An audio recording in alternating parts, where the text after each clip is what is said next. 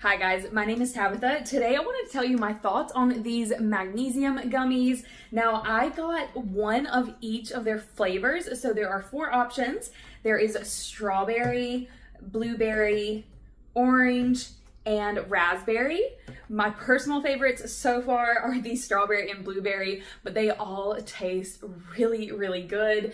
And I was actually recommended taking a magnesium supplement by my OB because I'm currently pregnant, and I have absolutely loved it. I can tell that it helps me relax in the evening. It helped whenever I was having some headaches, and this has so much more in it than just magnesium.